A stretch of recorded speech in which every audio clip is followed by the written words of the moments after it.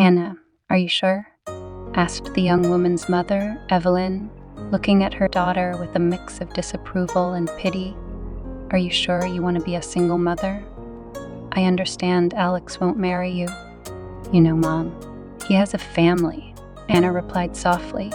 He never promised me anything. What can I expect from him?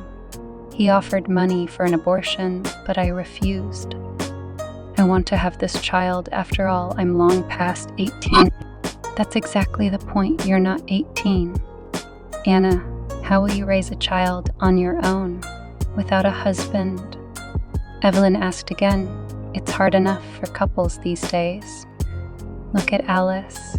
She's exhausted. And alone, even more so. Mom, I'll manage somehow, Anna brushed off. So many women raise children without husbands, and it's fine. I want this child. I'm waiting for it.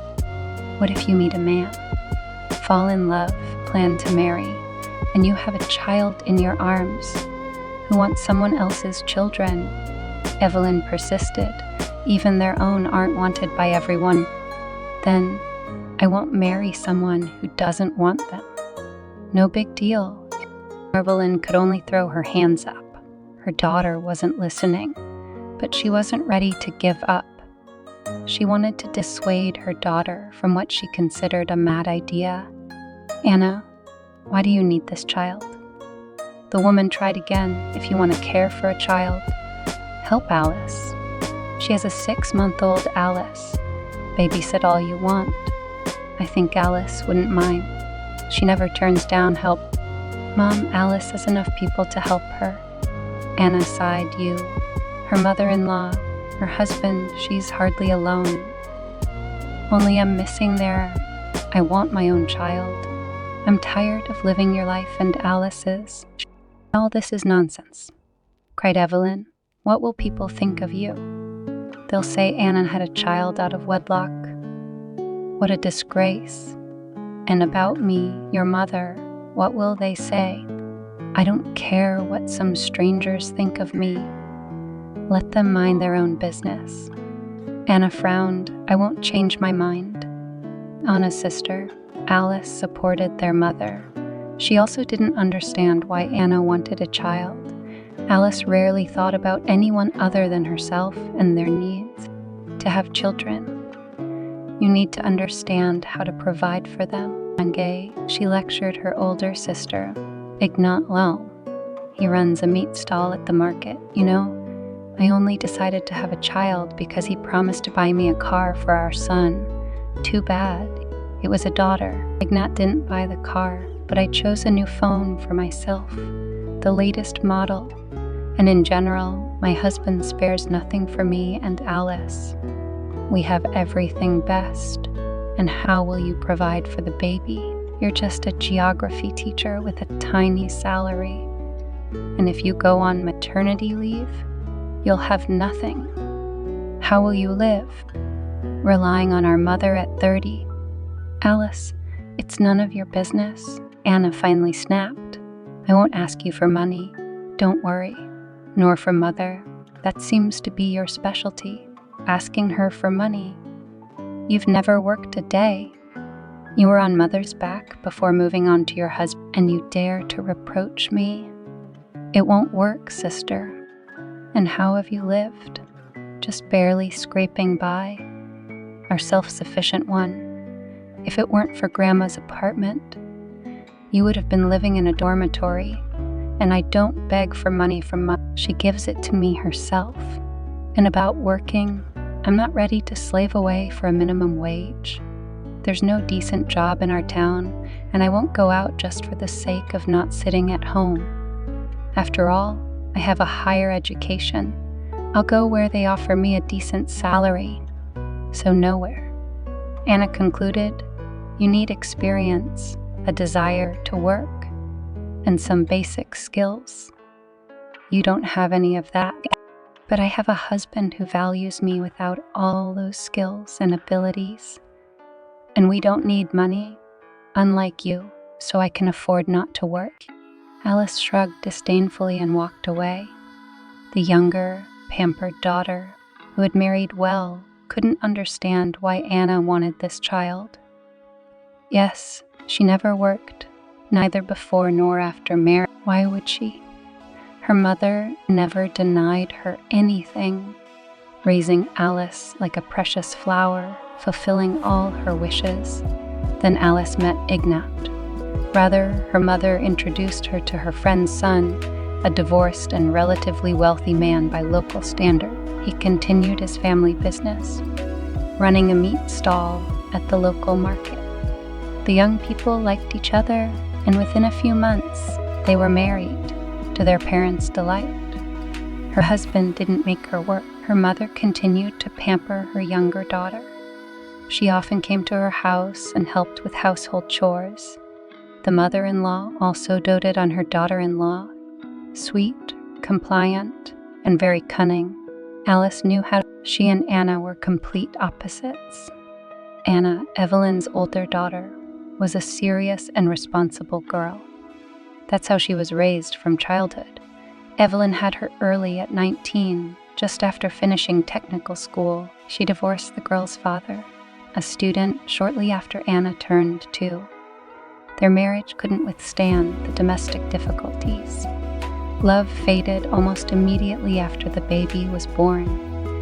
Soon after the divorce, she remarried a boy who had loved her since school. He didn't pursue further education and started a business after trade school. By the time he re-entered Evelyn's life, he already had his own stall at the market, selling fruits and vegetables. Soon, this business became a family affair. Evelyn happily joined. She knew how to count money and wasn't afraid of work. Evelyn's second husband basically accepted her daughter. That is, he accepted the fact of her existence. He felt no warmth or coldness towards the girl. She was just there, and it couldn't be helped. But had barely interacted with Anna, never bought her gifts, and seemed to simply not notice her. Evelyn, always good at adapting to circumstances and people, quickly accepted her husband's rules. Soon, she too treated her own 2-year-old daughter almost like a stranger, trying to pay her as little attention as possible, not to deprive her beloved husband of it. Evelyn thought her husband had made a truly noble gesture by marrying her, a woman with a daughter from another man. She sent the girl to daycare, picking her up as one of the last. No earlier than 7 p.m. At home, dinner, shower, and bed. At most, cartoons in her room. No stories, no long talks, no shared activities. None of that between mother and daughter. On Friday evenings, Evelyn would take her daughter to her mother's, where the girl spent the weekends. Her grandmother took her to daycare on Monday, where Evelyn picked her up. "I need to be alone with my husband," Evelyn would tell her mother when she tried to appeal to her conscience. "Anna gets in the way. You understand that she's not Ed's biological daughter, that he's not obligated to tolerate her in his home. So I don't want her to irritate him with her presence unnecessarily. But she's your own daughter." The elderly woman shook her head. "How can you be like this?" "It's true," shrugged Evelyn, who needs someone else's children. The girl grew up, not expecting love from anyone, understanding that no one really needed her. Her grandmother was tired of her constant presence, often got upset and nervous. She said that her mother had her for herself, not for her mother, though she didn't yell, acted as if Anna wasn't there, simply didn't notice her own daughter. That was even more hurtful. It's not surprising that by the age of 4, the girl learned to dress and undress herself, ate alone, and knew how to entertain herself. She just quietly played in her room, trying to stay unnoticed and not irritate her mother with her presence. Often, Anna would fall asleep on her own, covered with an old blanket. Evelyn sometimes even forgot to check on her daughter to wish her good night. Nothing much changed for Anna when Evelyn gave birth to Alice. Anna was just 5 years old then. From that moment, The girl became completely adult in her mother's eyes. She had no right to be sick or... "Do you want to infect Alice?" scowled Alice when her sister accidentally sneezed. She was always sent to her grandmother for treatment. She, not her mother, stayed awake when the girl had a fever, gave her syrups, and even although it was done with reproaches and complaints, it was clear that her grandmother still loved her granddaughter, at least more than her mother. "I have absolutely no time for these nonsense," Evelyn brushed off when Anna asked her to help with a drawing for some contest. "If you need it, you draw it." "But at daycare," they said, "we should draw with our mothers." Anna stretched. "It's a family contest." "No matter what they said," snorted Evelyn. "I have enough worries without you." So Anna grew up.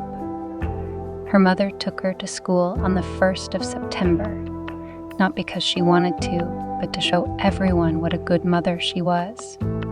Evelyn immediately enrolled her daughter in after-school care, even though Anna studied well, though no one ever helped her with her studies. The teacher felt sorry for the quiet, sad girl who never talked about herself or her family. She worked with Anna, who absorbed new knowledge like a sponge. Anna still hoped to earn her mother's approval. She got straight A's, but Evelyn hardly noticed. Anna was praised by her homeroom teacher, but her mother never once said that the younger daughter, Alice, was praised for everything. She started walking early, spoke in full sentences right away, caught on quickly, was beautiful, smart, simply a gifted and talented child. If Anna was used to doing everything herself, Alice couldn't take a step without her parents' help. She quickly learned that she could get what she wanted through tears. Sometimes with plaintive tears and pouting lips, sometimes with real tantrums, stamping her feet and screaming. But even this endeared her to her parents. "What a smart girl, so determined," said Evelyn. "She won't miss out on anything. She'll achieve everything." As she grew older, Alice realized that Anna was not favored by their parents.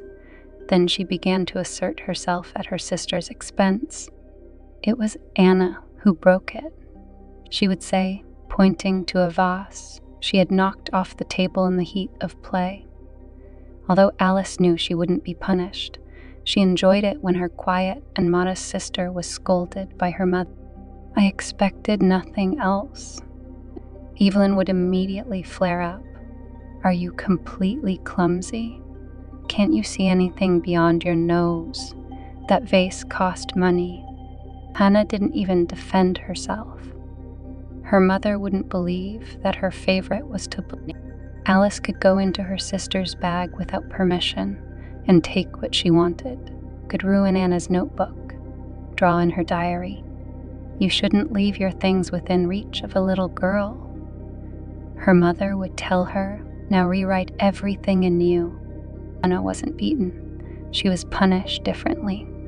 Locked in her room without dinner. She had to sit at the table and copy stories from a book.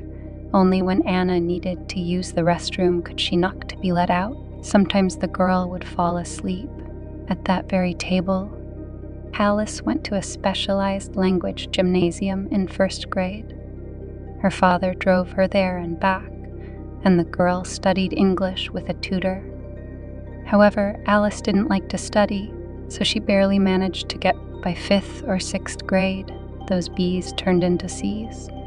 The teachers are unfair to me. They lower my grades. Even when I answer perfectly, I get C's. Alice would whine. Strange, Anna's grades aren't lowered. She's in a student without tutors, sighed Evelyn. Only you, comparing me. As always, Ed defended his own daughter. Your Anna studies in a regular school, and Alice in a specialized gymnasium. The standards there are completely different. Yes, but Alice has tutors, and Anna studies on her own. and the former barely manages her studies, while the latter is a straight. Alice is right. In that elite gymnasium, you just need connections. They're failing Alice, waiting for us to bring something there. Alice was dressed in branded clothes, while Anna had only the essentials. Alice got a new latest model phone in 5th grade, while Anna went to school with her mother's old phone. Anna didn't go to her prom. Rather, she only attended the official part. There's no money for all. A dress, cafe, gifts. We need to buy Alice a computer. Evelyn threw up her hands. Anna was given a laptop in 10th grade when she won first place in a regional geography competition. Her mother somehow decided it should stay with her younger daughter. However, Anna said she would take it with her. She was planning to enroll in a teacher training college in a neighboring city. The girl understood that the laptop would be useful to her. Why do you need college? Evelyn was outraged when she learned about her daughter's plans, and she found out just a few days before the final exams. Go to technical school. And then if you want, you can enroll in distance learning. That way you'll get a profession much faster. Mom, I want to be a teacher, Anna said quietly. I don't need another profession. Teacher. Evelyn snorted. What a profession. No salary, no prestige. And we don't have extra money for you to travel to the next city. The woman shook her head. In the sessions, and in general, life in the city is not cheap. Mom, I will enroll on a state-funded basis. I will live in a dormitory. I will spend money very sparingly. I've long wanted to be a teacher. It's my dream. We, your father and I, won't be able to help you. So, go to technical. Surprisingly, Anna's grandmother, Evelyn's mother, supported her granddaughter's idea. I will pay for the dormitory if Anna enrolls on a state-funded basis. I will give her money for travel and living expenses. You better dress Alice for autumn. Evelyn snorted. As for me, college is just Anna's whim. You can dress Alice perfectly well yourselves. The elderly woman sighed, and college is not a whim, but an investment in your daughter's future. Anna rarely came home. The girl lived in the dormitory and worked part-time as a lab assistant at the department. Her grandmother, as promised, helped her financially. The last 2 years of her studies, Anna didn't go home at all, but to her grandmother's. Firstly, the old woman was feeling unwell and needed help, and secondly, nobody was waiting for Anna at home. The older Alice got, the more sophisticated she became in framing her sister. For example, she would put her mother's wallet or a pack of cigarettes in Anna's bag, and then, as if accidentally, knock the bag off the table in front of everyone. The contents spilled out. Her parents scolded Anna. Ed yelled and even raised his hand several times. Her mother threw tantrums and lectured her. Alice watched everything happening from the sidelines with poorly concealed pleasure. Anna didn't defend herself. She just tried to minimize contact with her relatives. Anna entered the apartment, closed the door behind her. Thanks to her grandmother, she left her beloved granddaughter a 1-bedroom apartment in a Khrushchev-era building. Her mother tried to challenge the will. Went to a lawyer, but her grandmother left her and Elise her house in the neighboring village, which they recently used as a summer house. Naturally, it was not quite fair, but, as the lawyer said, a person has the right to dispose of their property and appoint heirs. So the apartment still went to Anna, the older granddaughter who had lived with her grandmother for the last 5 years and took care of her. Perhaps that's why Anna didn't marry. She didn't have time for love. She had enough. Her mother also tried to appeal to Anna's conscience, saying that she couldn't do this to her sister. They needed to sell the apartment and split the money, but Anna reminded her that Alice could easily not visit her grandmother for months, and when she did appear, she would take all the old woman's money she found. Evelyn calmed down a bit only after consulting with a lawyer, realizing that she was unlikely to win the lawsuit. The lawyer, a fairly young man named Alex, also advised Anna. They met in a neighboring city. At first, Anna went to his office, but once the man invited her to a cafe, "Anna, I'm married." Alex looked straight at the girl. "I can't divorce my wife. I'll lose everything. Her father is the director of the agency where I work, a respected man in our circles. But that's not what I want to talk about now. I love you, Anna. I love you with all my heart, but all I can offer you is to be my mistress. Let's not talk about your wife and what will happen tomorrow." Anna looked at the man with love in her eyes. "Let's live for today." They saw each other for 3 months. No one knew about these relationships. Then Anna got pregnant. She didn't tell Alex. She said she was tired of this relationship and decided to end it. They had insisted on continuing. They had previously agreed that either could leave the relationship when it became a burden. Anna only told her mother the father's name and that he had offered her money for an abortion. She wanted her mother not to even think that Anna might have a future with him. Evelyn didn't even suspect that Alex was a lawyer from the city. Anna gave birth to a daughter. The birth was difficult. Both mother and child spent some time in intensive care. They were discharged home only after 2 weeks. During that time, her mother visited Anna about 3 times and her sister once. Alice helped Anna as best she could. She brought her daughter's old baby clothes, the worse ones. The better ones, her mother advised her to keep.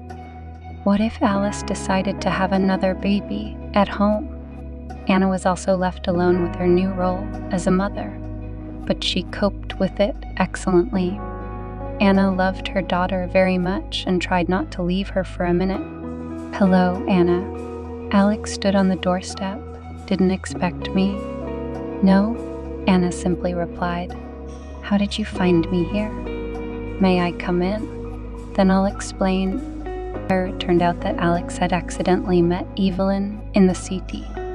She had come with her younger daughter for shopping at a shopping center. In conversation, Evelyn let slip that Anna had given birth to a daughter and was living with her in that very apartment, which he, Alex, had not wanted to fairly split. "I found the address of this apartment in old documents. I found out the way I got divorced. My wife left me. She found a more promising man. I didn't hold her back. We had become strangers to each other a long time ago. If you still love me, I'm ready to marry you and raise with you my, as I understand, daughter." Anna wanted to proudly refuse, to say that she didn't need his help, especially after such a truth. However, after thinking it over and weighing the pros and cons, Anna accepted Alex's proposal. Firstly, she still loved him, and he was the father of her daughter. Secondly, he had money, a good job, and prospects. And thirdly, she imagined the faces of her mother and sister when she announced that she was marrying a well-known lawyer from the city. That alone was worth accepting Alex's offer.